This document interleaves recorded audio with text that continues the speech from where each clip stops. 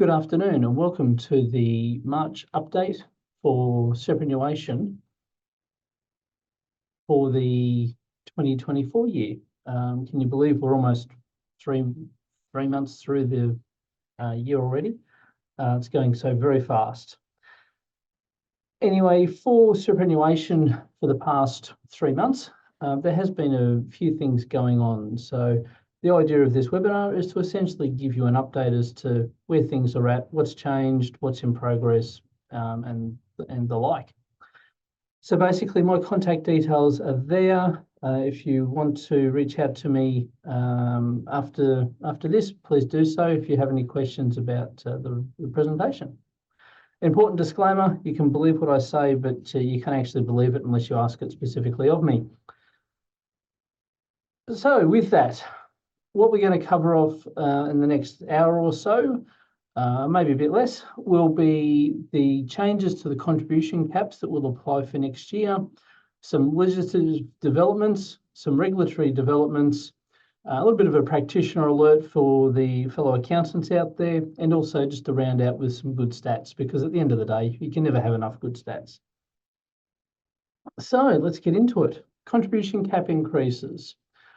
So late in February, we found out that the various indexes had kicked through, which in this case is the AWOTI index, the average weekly ordinary time earnings.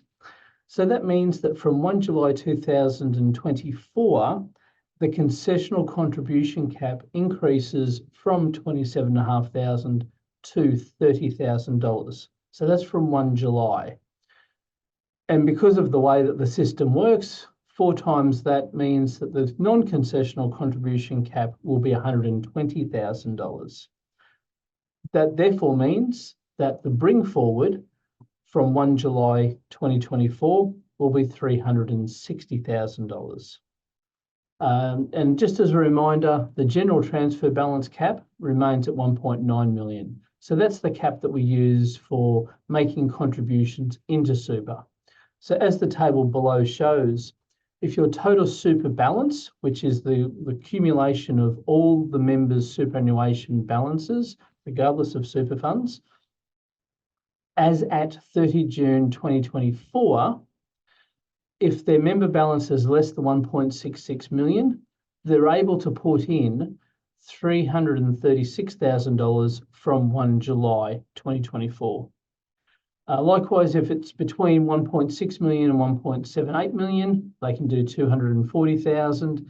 If their TSB or total super balance is between 1.78 and 1.9 million, then they can only do $120,000. And if their TSB is over 1.9 million, then they are prohibited from actually making non-concessional contributions. So it's not only a case of where they're at with their caps, but also where you're at with your transfer balance, the transfer super balance as well, your TSB. And in most cases, if there's a self-managed super fund involved, you may not know that for a good period of time until until we've had a chance to collate our valuations, prepare the work papers for the auditor, have the fund audited, and then when the tax return is lodged, that's when the tax office will know your TSB from 30 June 2024. Some legislative developments that have been coming up. So probably the biggest one that's kicking around is what's known as the Div 296 tax. So this is the tax where they're looking to impose it upon members that have a TSB of greater than $3 million. So this all sits inside the Treasury Law Amendment, Better Targeted Superannuation Concessions and Other Bills, 2023. So a little bit of a history behind the project or how this has played out over time.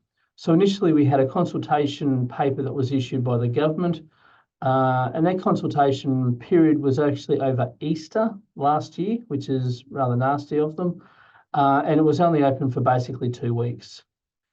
Then we had an exposure draft issued in October. Once again, they allowed consultation on that for only 2 weeks. And I suppose what's interesting in relation to that is there wasn't a lot of difference between the initial consultation paper and the exposure draft that was issued.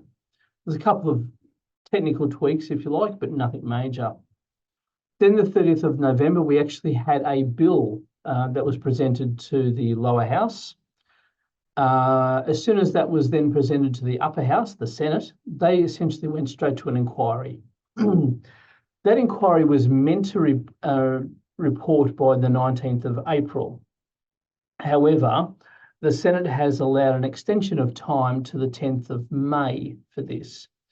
Now, essentially, the reason that extension exists is that we've only recently seen the regulations to the bill that was entered into Parliament in November last year. And those regulations are more around how defined benefit funds are valued for this purpose and how that mechanism works, which may also have some implications for the TSB of defined benefit members more generally. We don't quite know that yet. Now, what's interesting is that there is a 1-month consultation just on the regulations. So throughout this whole period, we've had essentially a 1-month consultation on the bill, and yet the regulations are also getting 1 month. The regulations are less substantive than what the bill is. So there's a bit of a disproportionate response, if you like, there, or consultation period that's available. Now, just for those who haven't sort of been playing along with legislation bingo, basically what this Div 296 tax is, as it currently sits, is that the proposed methodology is that that it'll be a tax on earnings attributable to balances over $3 million at 15%. It's not exactly a flat 15%, as we'll see in a bit. The earnings is calculated based on changes to the total super balance as it currently stands. Remembering that we've got this consultation period that's kicking on, we've got this Senate inquiry that's existing. So we're hoping that there'll be some changes to how all this mechanism works by the time that the 10th of May pops up.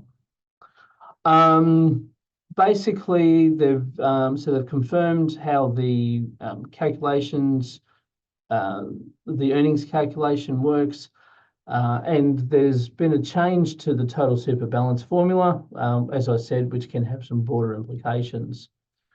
But in a nutshell, total super balance plus withdrawals minus your contribution will give you this adjusted total superannuation balance. Because what they're trying to do is work out what is the difference in the realised and unrealised earnings of the fund throughout that period.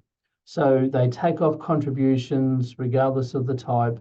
They add on any withdrawals you've made, any super contribution splittings, transfers. So there's a process, if you like, that has to be gone through to determine your adjusted total super balance, which is used for this tax, or as the proposal currently stands, or the bill currently stands. So essentially, they take your prior year total super balance, make those adjustments as we were just discussing to come up with your current year adjusted TSB.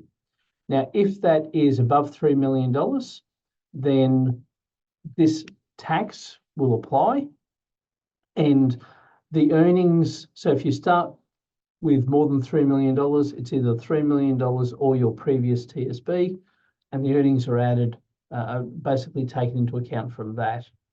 So by way of example, well, I've got some actual examples in a minute, but essentially the $3 million cap or limit sits there. Earnings above that is what's taxed, but it's all proportional. So the tax is actually equal to the earnings. So if the earnings have gone up by $100,000, it's $100,000 multiplied by that proportion of the TSB over 3 mil multiplied by 15. So it's not exactly 15% on earnings above $3 million. There's a proportion that kicks in relation to that $3 million limit or $3 million cap. So I suppose a couple of the more salient points on this is not a tax on the super fund itself. The notice will be issued to the member. The member will then have the option to either have it taken from the super fund or pay it personally. If they choose to release the money from the super fund, they'll send a form, probably it could be an electronic one, most likely, to the tax office. The tax office will then issue a bill, if you like, to the super fund saying, hey, this person wants to release money from super, please do so. And there's time period. You've got 60 days to request it from the super fund, and the actual payment is due within 2 weeks after that. So it's not a tax on the fund as such. It works exactly the same way as excess contributions or Div 293 tax.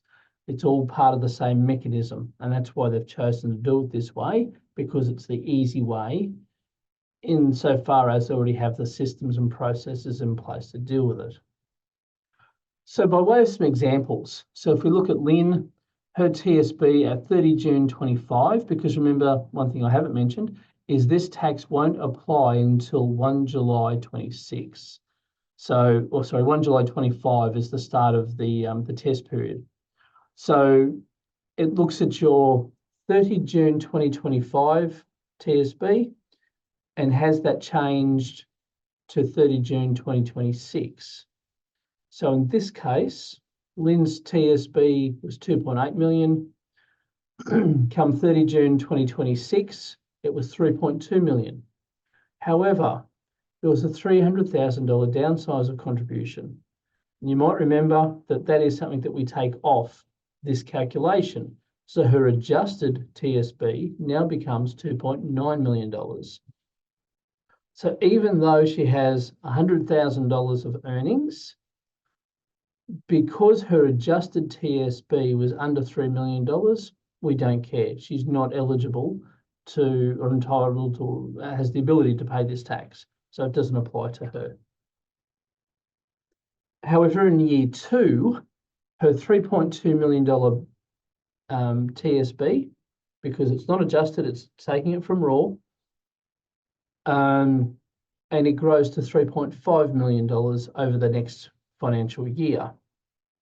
She takes out a $50,000 pension, $50,000 lump sum.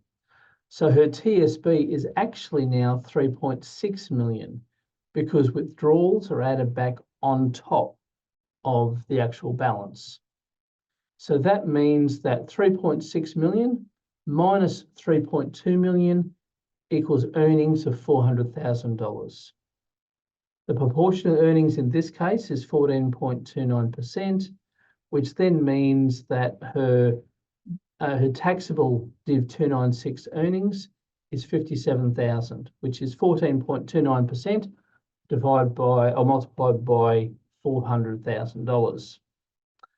So therefore, her tax liability is $8,574. So as you can sort of see, it's not like that full 15% is being levied on the $400,000 because that'd be $60,000. So the actual tax liability is only $8,000, $8,500. And even if we take an extreme example, like Doug here, his TSB at 30 June 2026 was 31 million, and his TSB at 30 June 2027, that should be, was 30 million. So he had $1 million worth of pension withdrawals. So essentially his adjusted TSB was 31 million. Zero earnings, didn't do anything. So he maybe just had it sitting in a interest-free bank account or something along those lines. So even though the proportion of earnings is 90%, there's no Div 293 taxable earnings that applies. So therefore he doesn't pay tax. So remember, one of the pretenses behind this tax being introduced was all about taxing those people that have excessive amounts of money inside super. So Doug here, according to the Labor government, has excessive amounts in super because he has 31 million or $30 million inside super.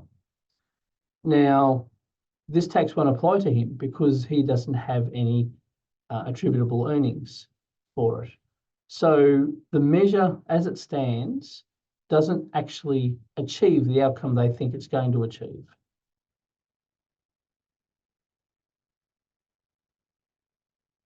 Some other issues, if you like, that has been presented to at all steps along the way through the consultation period and also with the Senate inquiry is that this is fairly complex and really unnecessary, and a lot more red tape. So a lot more administration for accountants, advisors, for the trustees themselves or the members, because now we're having all these notices going backwards and forwards for these particular people. And probably the biggest issue, though, is we're actually looking to tax unrealised gains. So the super fund itself will still pay capital gains tax on the sale of assets. That doesn't change. So this is an additional tax on top, and it's unrealised. So if you have a situation, and I've actually had some as a client very similar to this, where their investment might go from $2 million up to $10 million, they will actually pay tax on that gain, or from 3 million to 10 million, so on that $7 million. If that investment then goes down to $1 million the following year, they get a credit for that, but they don't actually get a refund. So they actually have to pay in 1 year and get a credit the next year. Well, you might not use that credit up. So essentially you've paid tax, I'll say unnecessarily, because your balance will no longer be over $3 million.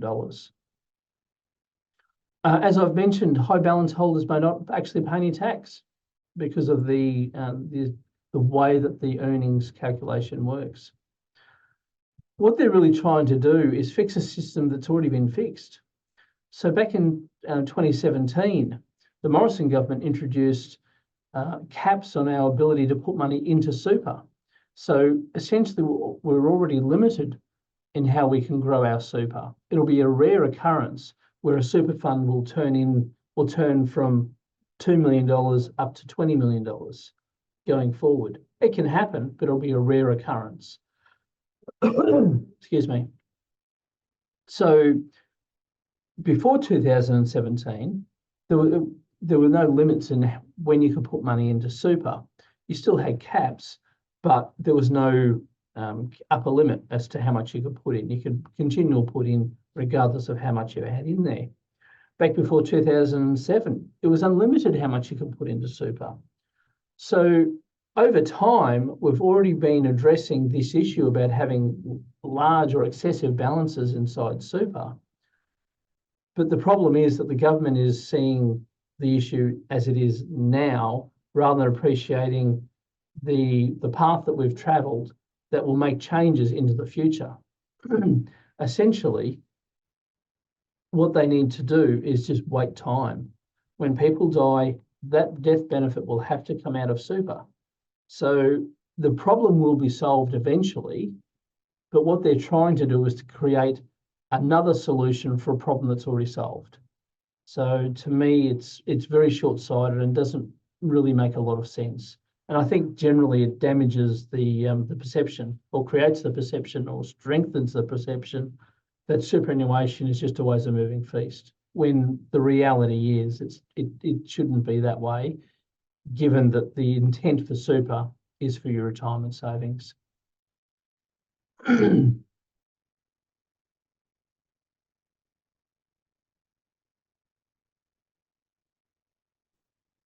So as I've already mentioned, we already have levers in place for this sort of thing with the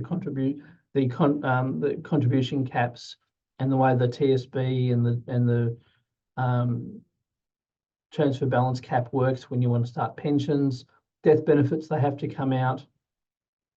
And currently there's no indexation on that $3 million threshold. So it won't keep pace with inflation. There was some research kicking around saying that while this might only affect 2% of people now, that by 2050 it will affect something like 16 or 17%. So it will have a greater impact over time. So hopefully the Senate inquiry will look to make some changes to how this measure will work. But times will tell. I suppose another thing that's still in the works from a legislative point of view is essentially this concept of non-arm's length expenses. So this particular bill that I've got up the top there, the Treasury Laws Amendment, support for small business and charities and other measures, it's tied into that. So amongst other things, the rule looks to amend how this provision works. So the reason why it's important is that a general expense, non-arm's length expense, so say accounting fees or something along those lines, they'll be taxed at up to top marginal tax rate on 2 times the difference between the expense the fund actually paid and the expense the fund should have paid if it was dealing at arm's length. So in other words, if someone at arm's length would have charged $3,000 for an accounting service, the fund only paid $1,000. So that difference is $2,000. The tax will apply to $4,000. So essentially it works the same way as if the fund had just paid the $3,000 accounting fee to start with. That's where it comes to. From a legislative point of view, it started with a consultation back in February last year. We've got an exposure draft that came out June, July, a bill that arrived in September, went to a Senate inquiry, and they reported back on the 24th of November, and this has been sitting now in the Senate since the 27th of November, so it still hasn't passed yet. But that's sort of where the short machinations of this has come from. From a larger picture, it actually started back in 2010 when we had in specie, where the tax office issued a tax ruling talking about in specie contributions and non-arm's length expenses. Then we had a practice compliance guide issued from the tax office in 2020, a law companion ruling that was issued in 21, another tax ruling from 23, a tax alert in 23, and then we've also had an AAT case on this type of topic as well. So this notion of non-arm's length expenses has been kicking around for, well, really a very long time, and we still haven't got a resolution on it. And I think the nasty thing, if I can put it that way, is that this actually only applies to self-managed funds and SAFs. So SAFs are small APRA funds. So that's where the trustee is an approved trustee, but it's only limited to less than 6 members inside the fund. So it is, so it doesn't apply to the industry funds or the retail funds, the big super funds. It only applies to self-managed funds, which I think is very unfair. So hopefully we'll get some resolution to that, although I believe the Parliament rises today and does not meet again until mid-May, and that's when the budget gets handed through. So usually they're pretty busy doing the budget type stuff. So I don't know where this will sit as far as priorities go for the Senate to have this passed. And I suppose finally, just to round out the superannuation objective bill. So the government's trying to define what the objective of superannuation is. And this is a pretty important thing because of the language that they're using. So when super was first brought in by by Paul Keating under the Hawke government back in 93 or 92, they recognised that the government really won't be able to afford age pensions for those, for people into the future.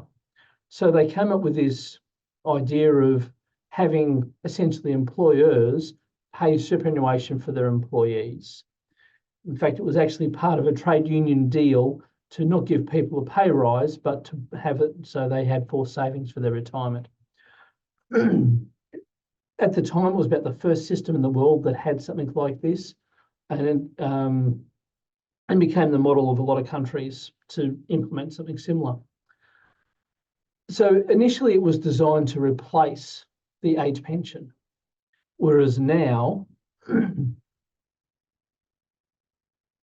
what the government is looking to do is change the language so superannuation is there to preserve savings to deliver income for a dignified retirement alongside government support in an equitable and sustainable way. So they're very much watering down what superannuation is about. So a dignified retirement is very subjective. So what your idea of a dignified retirement could be very different to mine, could be very different to someone else's.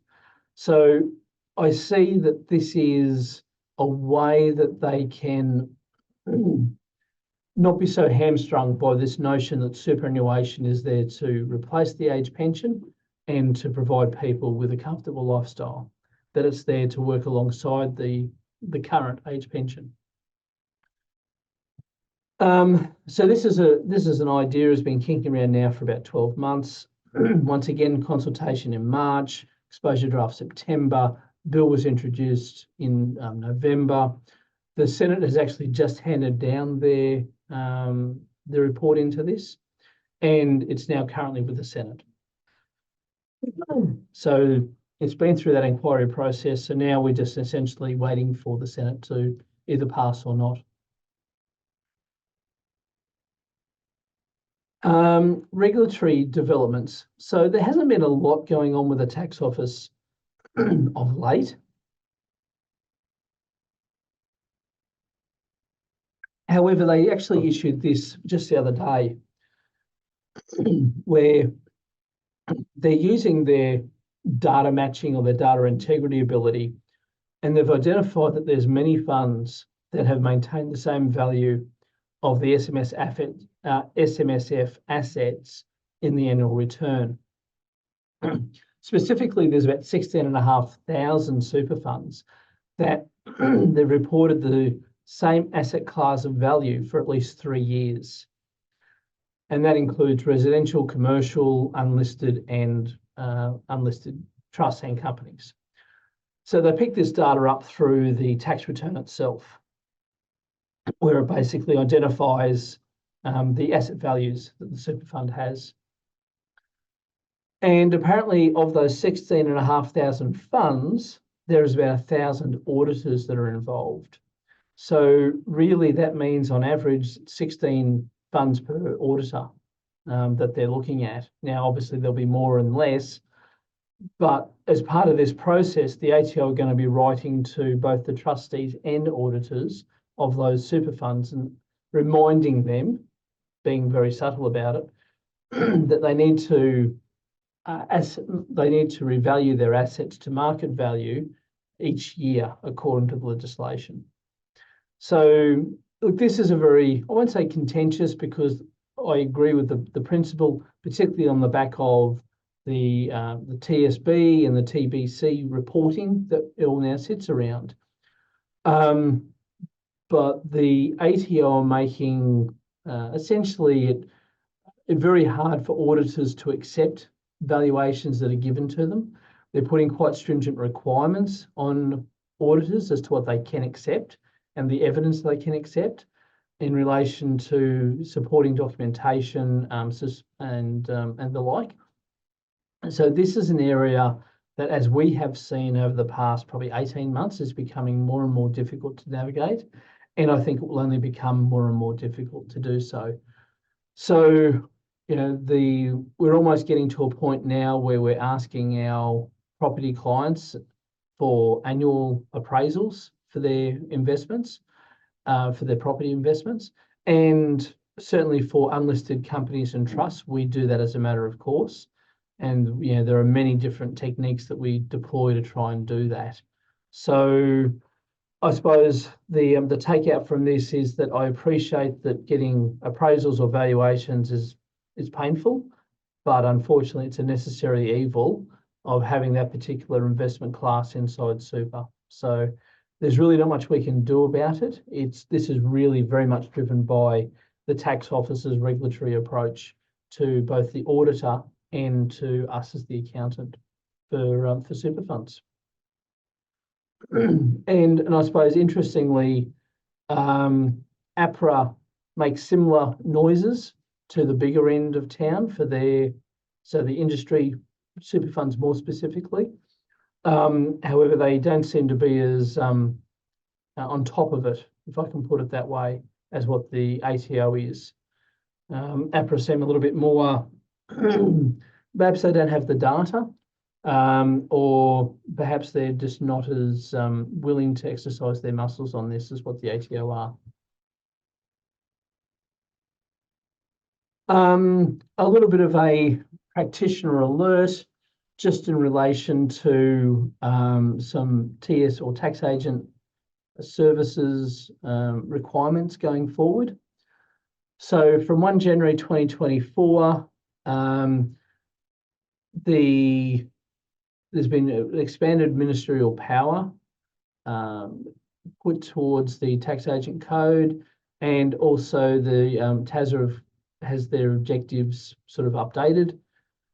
And from 1 July 2024, they're going to be moving to an annual registration period, breach reporting, so a self-reporting mechanism, as well as essentially dobbing in a tax agent reporting mechanism.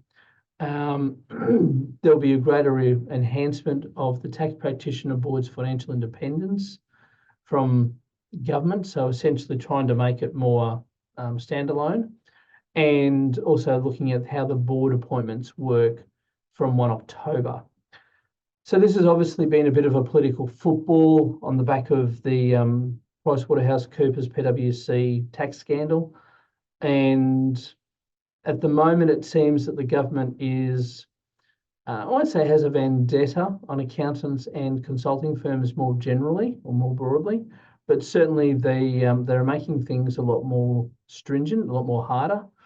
And at the end of the day, for most tax agents, it shouldn't really matter too much.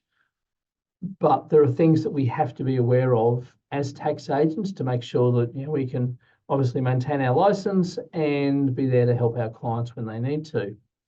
And probably the biggest thing relates to the code changes regarding what's called disqualified entities. So that means that if someone has been disqualified from the tax practitioner board, then another tax agent cannot employ them.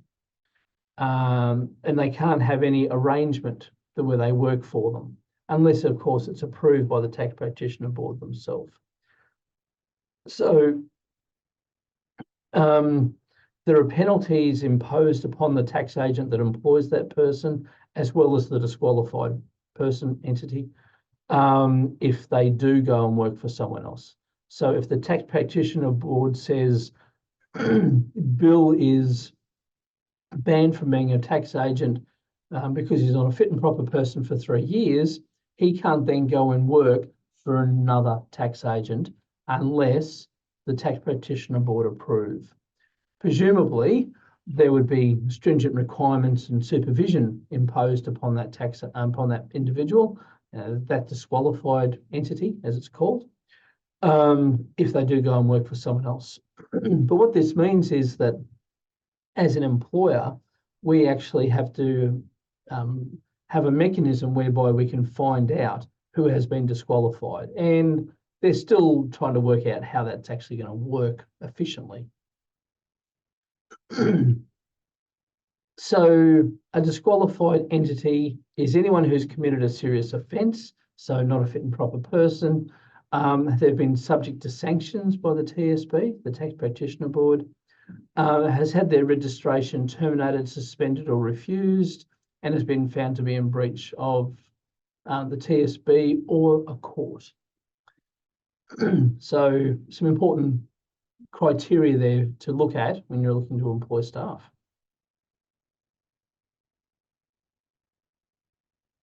And the TSB has also issued some draft guidance there, so I've just listed those just for your reference. So breach reporting obligations. So there's an obligation to report within 30 days or notify the TPS, the Tax Practitioner Board, TPB, within 30 days of you becoming aware or ought to be aware or have reasonable grounds to believe that there has been a significant breach of the professional conduct by you or another tax agent or BAS agent. And reporting is extended to professionals to their professional body. So as a member of the CPAs or CAs, it means that they have to be told as well.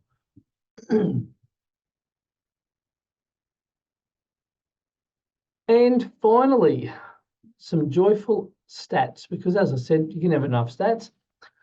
So the ATO recently released this, so literally in the last month, but this is based on the 22 financial year. So the data is a bit older, and that's because the 23 financial year, the lodgement due date isn't until 15 May, so it's all sort of filtering through and still happening. So at the end of 22, there's over 610,000 SMSFs holding $876 billion worth of assets.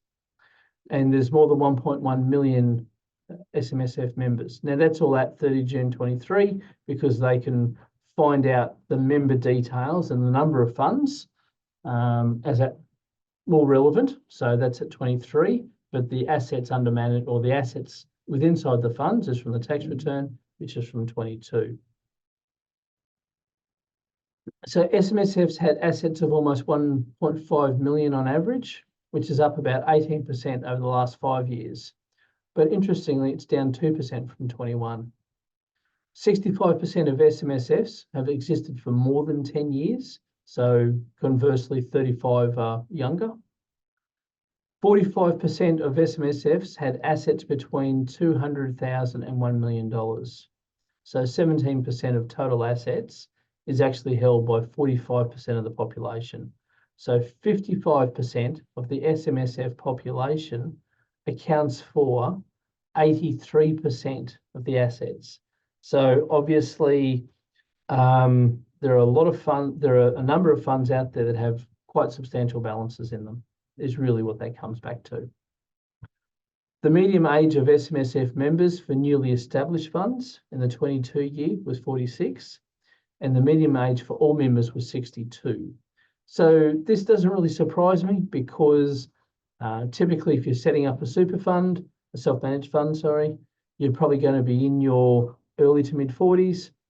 However, because this is a very mature industry, if I can put it that way, I've got super funds that I'm looking after that have been around since, well, the 90s. So they've been around a long time, so obviously those members are going to be older by default.